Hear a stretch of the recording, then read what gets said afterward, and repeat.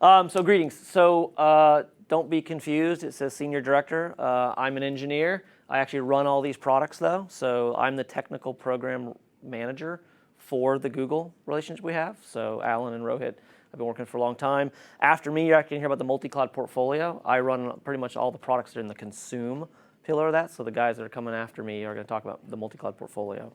So we're going to talk a bit specifically about Kubernetes and Cisco Container Platform today. So you kind of got a setup of where it fits in. So I'm going to kind of dig into some of the details of what it is, why we're doing it, et cetera. So what is it? Turnkey, production-grade Kubernetes on-premise. Simplest way to summarize it. So one of the problems we started in talking to customers, let me tell you a story. So we find these innovation teams that are going out and starting to experiment, starting to figure out how to write their apps in cloud native and microservices, and they're obviously embraced Kubernetes. And now the business is seeing a couple applications that are great. This innovation team over the corner now needs to turn it over to production. Do the IT ops guys really know Kubernetes? Maybe, maybe not, probably not. So Friday night, application's broken. Those guys are used to picking up the phone and calling someone that helps them solve the problem quickly.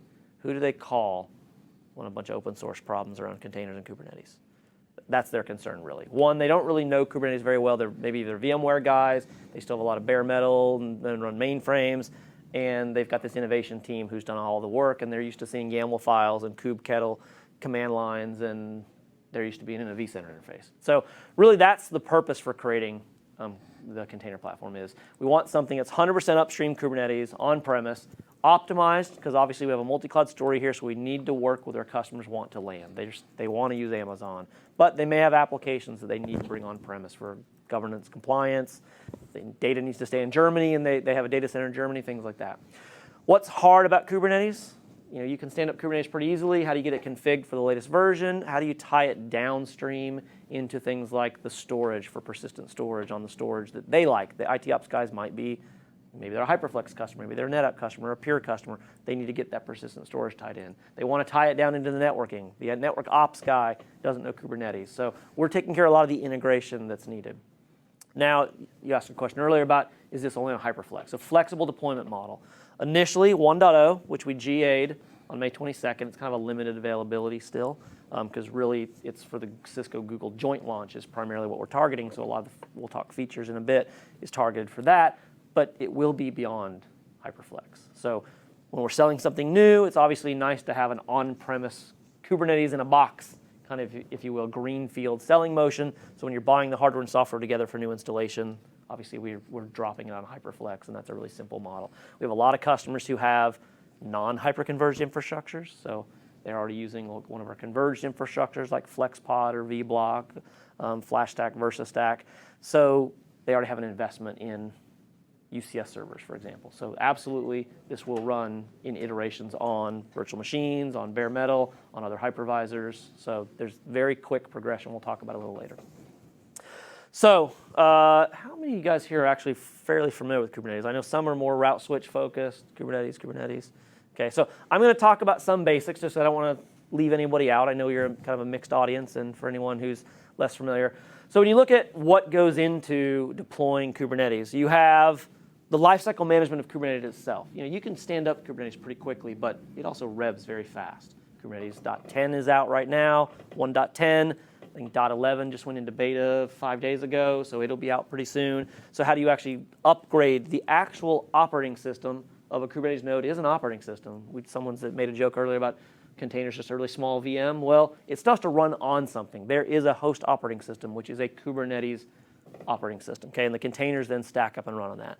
So inside, we have the master, we have the nodes that actually do the work, and then you have a control plane function we'll talk about in a bit, and you have the actual tenant clusters where the actual containers run, okay? Downstream, you have actually the communications into the IaaS. The nice thing about Kubernetes is there's a lot of abstraction. The guys who are devs calling Kubernetes APIs, spinning up 100 containers, they have no clue what they're running on, okay? And so there's a lot of abstraction between the container itself and the infrastructure, okay?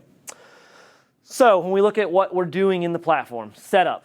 Deploy it on VMware today, set up the container networking, multiple options here we'll talk about. I need persistent storage in some cases, so the HyperFlex flex driver is built in. I need load balancing. Now, load balancing we think of as network guys as load balancing to an application, a VIP that gets me to the front door of my website. Well, because containers can move around inside the nodes, I actually have a concept of load balancing inside Kubernetes as well that actually gets the services available even in addition to the actual application needing load balancers, okay? And we need high availability. Consume. In the enterprise, I need to do things like tie it into my Active Directory for role-based access control. I need to have the ability to have communication between containers, but also I have a lot of other stuff in my organization. This innovation team that's writing new apps, they might be doing something cool for 3 applications that are maybe digital transformation or some new web presence or mobility app. The corporation still has 1,000 applications they run that run the business. Those didn't just disappear because we started using Kubernetes. So we view a world where there's actually a composite topology. So therefore, we need to be able to communicate into the existing virtual machine and things like mainframes and other bare metal applications, Oracle rack clusters, which are actually on bare metal, for example. Need a UI. So I have 2 different user personas when I go production. I have the innovation team who's been using Kubernetes APIs and didn't necessarily care as much about some of the things like security and operations, and they got used to a UI of Kubernetes and API calls and automation in their CI/CD pipeline. I now have an IT ops group who actually wants to know like logging and use and distributed role separation. Is this in compliance or out of compliance with like Sarbanes-Oxley? So we have some different constituents here. Need to manage it. So I'm starting to put it in production, which means I have not just 3 applications, but over time, hundreds of applications land. So who's taking care of upgrading the actual Kubernetes nodes themselves that run the containers from version 10 to .11 to .12 to 2.0 in the future? And everyone needs monitoring logging. The app dev guys need visibility into seeing what's going on in their app. The security guys and ops guys need to see visibility of I'm running an as-a-service function. People have an expectation, so they need a different kind of logging. But in a lot of ways, it's actually the same. Okay. A little bit of timeline. We don't normally talk roadmaps in this, but we're moving very fast. So I'm going to give you some things that are occurring now because they're all happening very fast. We did ship V1 just recently, and it's on HyperFlex 3.0. In the later summer, this V2 is what we're shipping that goes together with a big Cisco Google announcement. This also is where we're bringing in VMware on UCS, which means not HyperFlex, but the other things we have that are VMware environments like FlexPods, vBlocks, et cetera, because a lot of our customers run VMware. Okay. In the future, goes out, and TBD is actually very fast. We'll talk later about release cycle, but things like bare metal, more platforms, additional hypervisors, et cetera, are coming pretty quickly. And we'll get into that later. So I kind of hinted at this. This is what it looks like when we start deploying on-premise. I have a control plane. This is what the IT ops folks use. This is what manages what's on the other side. Okay? So setting up everything, giving the UI, setting up my logging, and then everything I'm on top of. Okay? On the right is one-to-many Kubernetes clusters. And this is really what we're doing here. This is a lot of open source. So I want to be clear. Is there some intellectual property with what we're doing at Cisco? Yeah, there is. I mean, this control plane has a UI. We're providing an API layer. We're doing integrations southbound. We're doing integrations into what we're doing with Google, which is a lot of our other products. We're doing integrations into our multi-cloud portfolio and things like our cloud management platform, CloudCenter. At KubeCon announced support to deploy to Kubernetes targets. AppDynamics now supports Kubernetes in their next 4.4.3 release. So we get app performance management. So there's a lot going on north and south, but the core of Kubernetes, we're using a lot of what's open source, and really what's the value here from Cisco. At Friday night at 2 a.m., you pick up the phone and call TAC, and they'll take the call and help you solve your problem. Okay, we'll get into a little later about how that relates to Google, but ultimately that means if there's a Kubernetes problem, we're collaborating with Google on the back end, helping actually push fixes up to upstream. I said there's an operating system running. What if it turns out it's a Kubernetes operating system problem? We push that down and go fix a Linux operating system problem. Maybe we're committing the code, maybe we're working with partners, but ultimately you have one phone number to call. So that's what we're kind of wrapping this up in, is an ability for someone to kind of have a production trusted platform to run this on. Bare metal blades. It's an expensive asset for now. You have a $20,000 blade that's running. If you only have 3 applications in one innovation team, are they filling up a $20,000 blade? So when we think of virtual machines, a lot of times we think of 20, 30, 40 virtual machines running and that blade is full. Somewhat that might not be true. We actually kind of stopped because we're a little concerned about putting too many eggs in one basket, because things like I can only move 8 VMs at a time on a vMotion operation or something. So we kind of artificially cap sometimes our server designs in virtual machines to mitigate risk and other things. You're starting to see on a container node, people running 500 plus containers. Later this year, you'll start to see that push up to 900 and 1,000 containers running on one node. The architecture is different here too. because the application tends to be more, I don't get my resiliency from infrastructure. A traditional kind of legacy application, client-server design, they might get all their HA and DR capability because of VMware, because of the storage doing mirroring or other things that occur. In a cloud-native architecture, the design pattern is actually very different. Kubernetes has a lot of capability to distribute things into availability zone kind of concepts. So the health and repair of the application is actually more on the application. So therefore, we are seeing a lot more density of containers. Someone also mentioned they're smaller. They're a much smaller footprint. Therefore, the boot times are smaller, my footprint's smaller, I can just put a lot more of them on a container. Now, what does that mean from I have a $20,000 blade? I only have a small group of people using them. So why would I maybe want one smaller cluster? Well, maybe I only want 8 vCPUs and 64 gig of RAM per worker that's involved. Well, that means I still have 75% of that blade's capacity available for other things. So VMware hypervisors on it. I already had VMware workloads running. They're now adjacent on the same box. We mentioned composite topology is probably what people are running. The container workload and the VM workload are actually sitting on the same box. So there's a benefit right now to having this be virtualized. It may also be that you want to give more administrative control. That innovation team was used to kind of being the master and owner of their Kubernetes environment. If I moved all the logging and all the control and UI and API over here, now I just created the ability for the developers not to probably interact with it because of separation of duties. If I still give them almost the full Kubernetes experience just within the scope of their tenant cluster, now they have logging, they have Prometheus, they have Grafana, they have EFK, ELK stacks. They can actually make API calls. They see a CLI, it's Kubernetes. They want to run kubectl command line and hand edit YAML files, they still can, within the scope of maybe a confined area of their cluster. Namespaces and tenant separation are still developing inside Kubernetes. So maybe I have dev team A shouldn't see dev team B. Therefore, I start spinning up multiple tenant clusters, and now they don't see each other, but I'm sharing the resources. The control plane is managing 1 to n Kubernetes clusters. When this one needs to upgrade from Kubernetes.10 to Kubernetes.11, the control plane is actually doing the rolling upgrades of the Kubernetes nodes. Okay? So the IT ops guys are actually taking care of the care and feeding and health and versioning, and the developers are doing what they're supposed to do. Develop outcomes in code quickly and DevOps and agility, et cetera. Okay? So what does it kind of look like physically? Pretty straightforward. We still have a network. We have multiple VLANs. We have port groups, port profiles on VMware. Sits on a distributed switch. We have VLANs. Those come up and hit, HyperFlex, for example, has a controller and a storage plane. So you've got a storage network that's doing the replication between that. Coming up, you've got things like the hypervisor. You've got the Kubernetes with storage drivers built in, network drivers built in. You've got masters and workers for the control plane and the actual tenant clusters. Okay? So I kind of hinted at this, just quick summarization. CLI, UI, API, my IT admin has some functionality he needs. My developers really still have the CLI, UI, API they have, but they're focused on more the Kubernetes, the applications, the outcomes. So let me pause there. Questions? This may help with some of what you heard earlier too from Rohit and Alan. Okay. So today, we're deploying on VMware. So how do you stand this up? Pretty quick. We have an OVA. You drop a couple of virtual machines that brings up the control plane. Boom, boom, boom. You've got a master, a couple of workers. You now have an HA control plane up and running for VMs. Their size is different than the size of the tenant masters and clusters. Okay? VMware administrator, guy IT ops, this is his familiar environment. He's used to this. He very quickly can stand up and manage virtual machines. And now you've got a working kind of interface for him to then do the stuff. Now, he doesn't know Kubernetes. He doesn't know how to stand up tenant clusters. He doesn't know how to administer and set up all the things.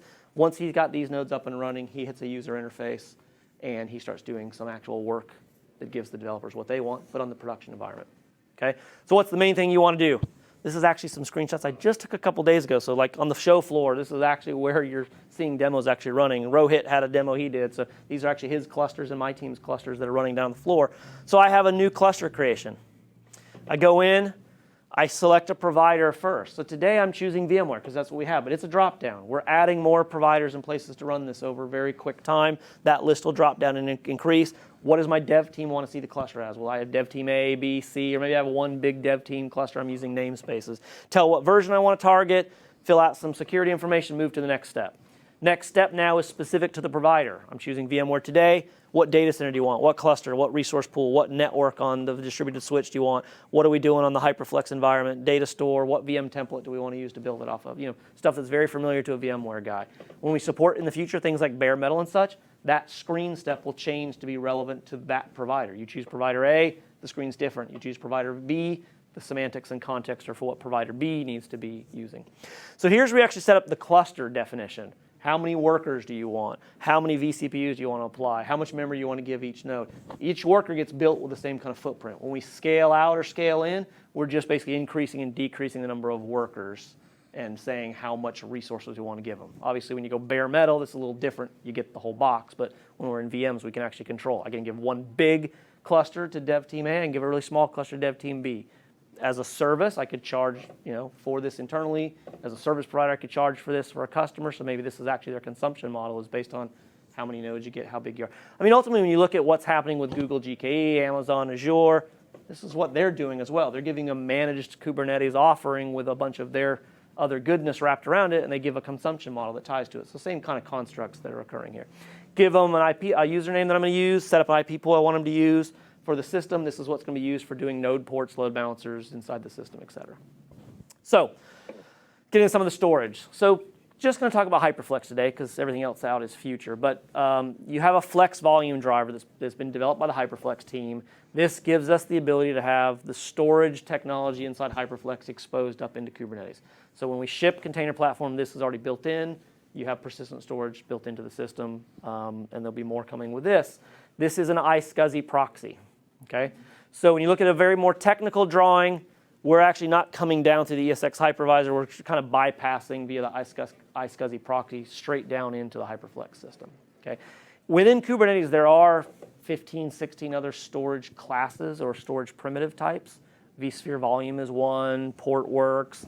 Some of the other providers and partners out there have gotten their connections and hooks built into the system. So we do support the other storage classes and providers. This is just the solution that's already fixed, integrated. We write up a design, you call TAC, they know exactly this is best practice, it's supported. It doesn't mean in the system, actually, we don't support the openness of Kubernetes. If you want to go and use other storage classes and such, that's fine, they will work.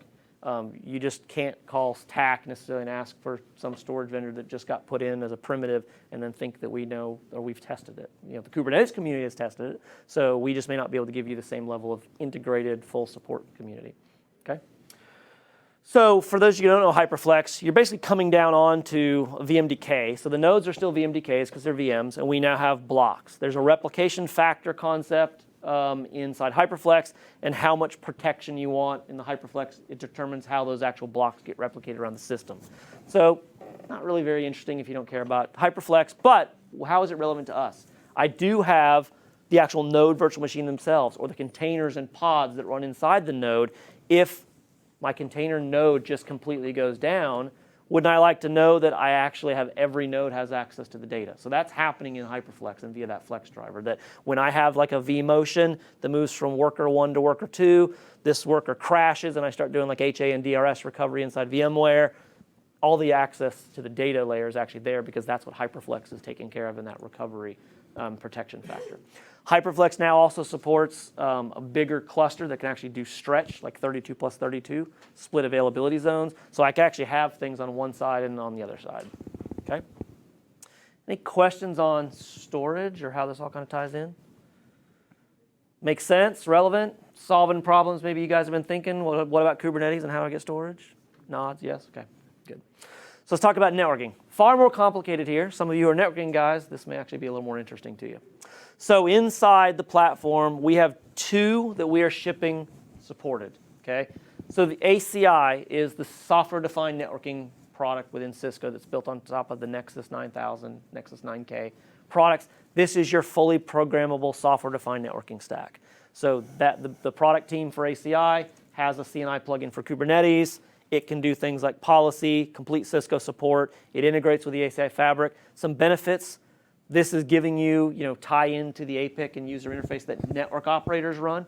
If you're a network team who controls the network, this gives you familiar visibility into what you also manage for virtual machines and bare metal and all your other non-Kubernetes stuff. And the network ops guys run this. This may be what they want. Okay.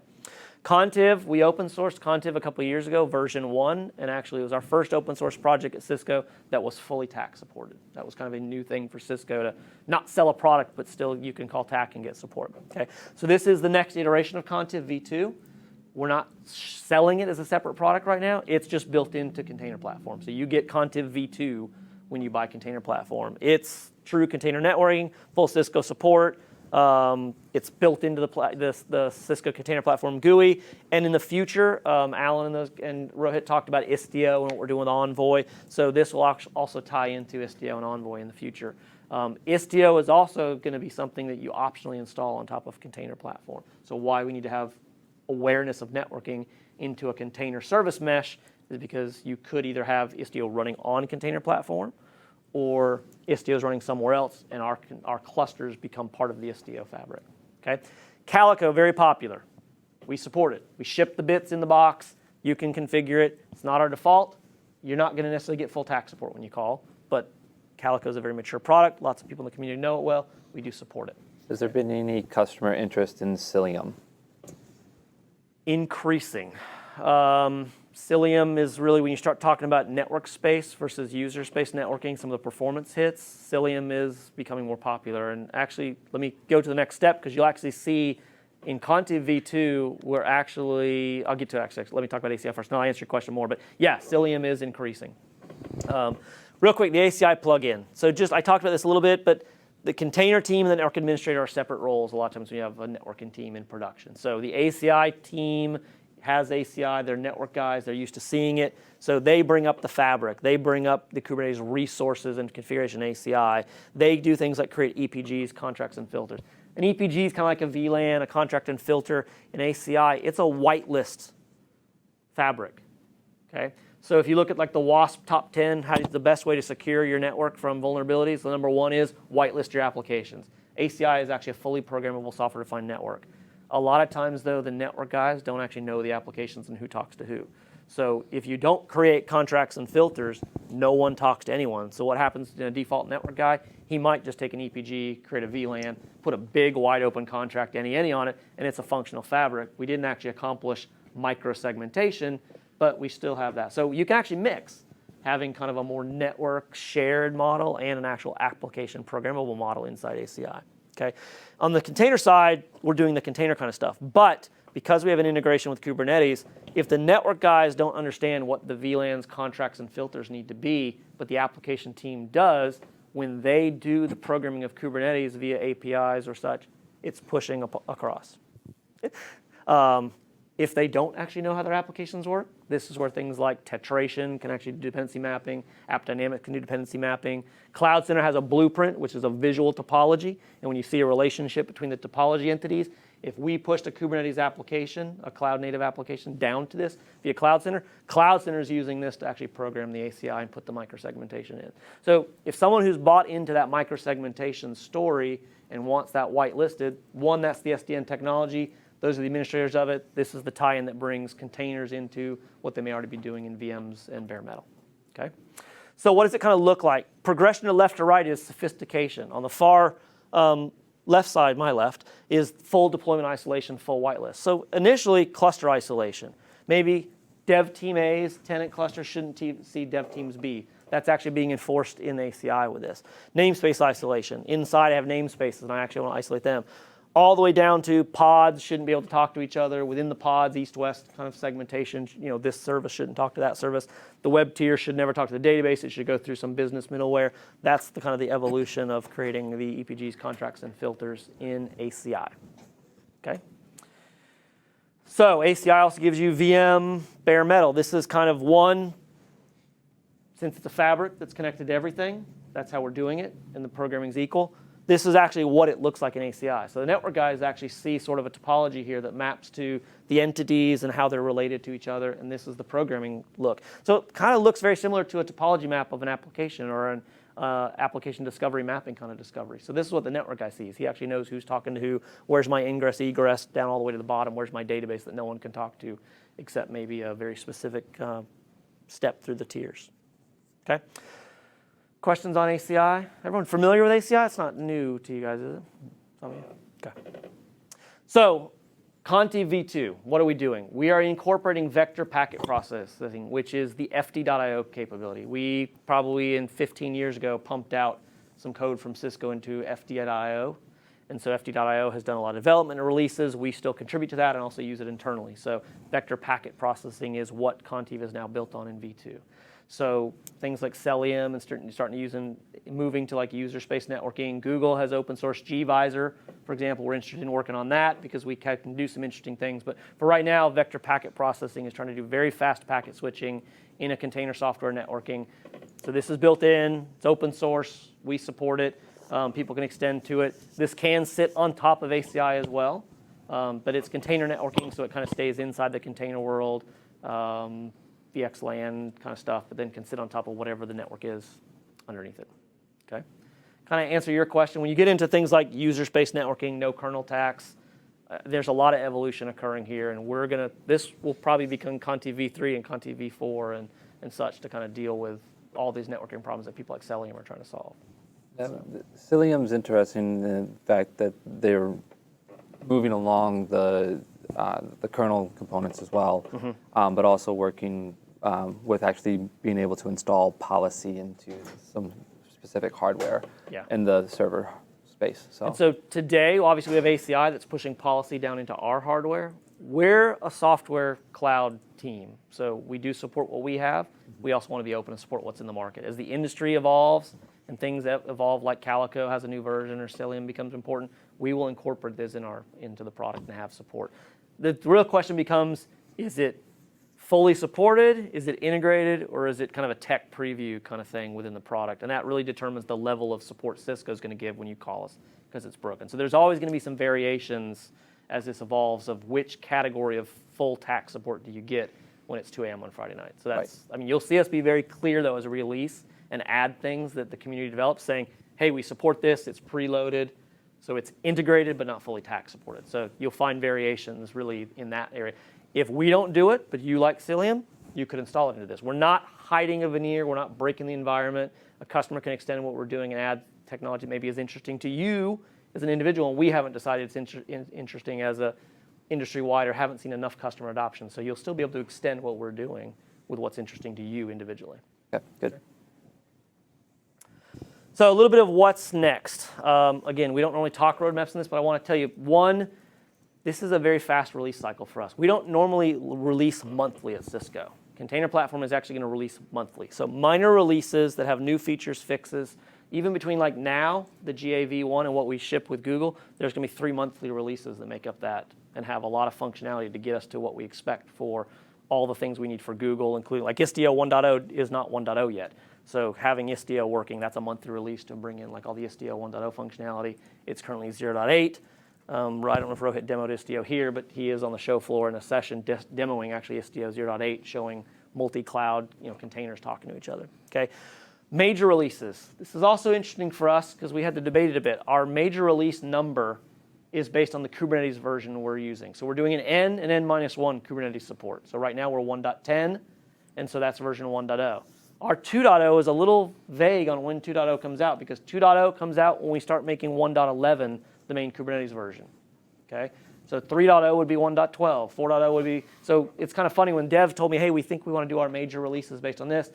It was kind of like, well, in like 2 or 3 years, that means we'll be up to like version 9. Are we okay with that? That sounds a little weird, but that's how we're doing it. That way you clearly know where we are with incorporating the major Kubernetes releases, okay? So 3 monthly releases out from now, it might be 2.0, not 1.3 or 1.4 because we incorporated Kubernetes 1.11. So first question that always comes in is, how fast are we going to embrace the Kubernetes releases? This is one of the other things that we heard customers say. We're getting a lot of innovation from Kubernetes itself. We don't want to wait 6 months, 12 months to get the latest Kubernetes into a product we're buying that has support. So working with Google, they very quickly on GKE embrace the new version, incorporate it, and now you get GKE running on version 1.11. Our relationship gives us the same kind of testing cadence and conversation so that if it takes them, we're expecting about 3 to 4 weeks from the time Kubernetes comes out for us to test it, integrate it, and ship it into the product. So our releases will happen very fast. So that's a quarterly release cycle that basically gives us the ability to probably go from 2.x to 3.x to 4.x as the Kubernetes community pushes out new Kubernetes versions. Okay, patch releases, you might see a 1.0.1 just because we found a bug in Conti VPP or a customer calls a pcerts and CVEs, for example. Big reason why there might be patch releases because there's a lot of open source here. So you may see us release out of cycle just because we're doing something to react to something, a security incident the industry finds. Make sense? Okay. Any feedback on that? It seems kind of, for us, it was a little odd to start doing a version numbering that was tied to Kubernetes, but this is a Kubernetes platform, so we're tied to the Kubernetes releases. Does that kind of make sense, at least? Well, these days, versioning varies depending on product, and what it means is pretty much self-contained to the product. Yeah. So versioning, it's not like it's a global thing. It's not like it's saying these guys are doing one version every 5 years. Why are we doing one version every 6 months? If you've got a reason to bookmark it and you've got a reason to tie it in, as long as everyone understands that reason, it actually makes a lot more sense because now the versions aren't arbitrary. Yeah. You get people like Java saying, okay, well, it used to be 1.2, now it's 1.3. Now we'll just call it 4 or 5 Yeah, they or whatever. arbitrarily jump. Like, at least here we understand that the version means something rather than just this is what marketing thought of today. Yeah, exactly. Our product engineering didn't have to convince me too long to say we were doing this. It's funny, this morning I was updating my iPad, and Dropbox, I saw the version, I clicked on the notes, just what's in it. It said 100.2. I was like, wow, okay, Dropbox does have 100.2 on my iPad. All right. Apparently they use a very aggressive release cycle as well. So I feel a little better as I see people already up to like version 100. Okay. Couple things in just sizing as well. Support for Kubernetes clusters up to a size of 256 nodes. So Container Platform can manage a big tenant cluster. This is probably not very realistic today. Like, for example, I told you HyperFlex 3.0 is 32 plus 32. So it's a 64 node cluster physically.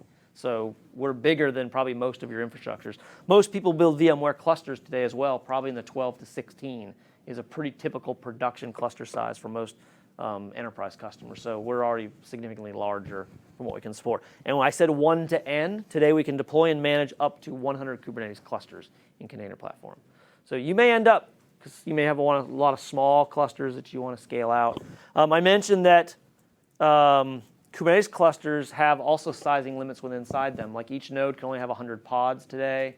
So for example, if you have a lot of little deployments where one service is one pod, you might not be able to get 500 containers on one node because you already hit the 100 pod limit, for example. So, but these are pretty big sizes already that are supported, just to give you some context.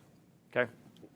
There's a lot of open source that's in this. So we're going to be pretty candid about what's in it, what version we're using. So we're using the Docker Community Edition runtime right now. So as we push monthly and quarterly releases, we're also updating all these components. So the container runtime's being upgraded. The operating system today is Ubuntu. So we're using 16 LTS. I mentioned if we find an OS problem, we have a relationship with Canonical. We go back and tell them, hey, we need help fixing some Linux kernel problem. Collectively work on it, push it up, and it shows up as a fix, probably for the whole community if it's a big enough problem.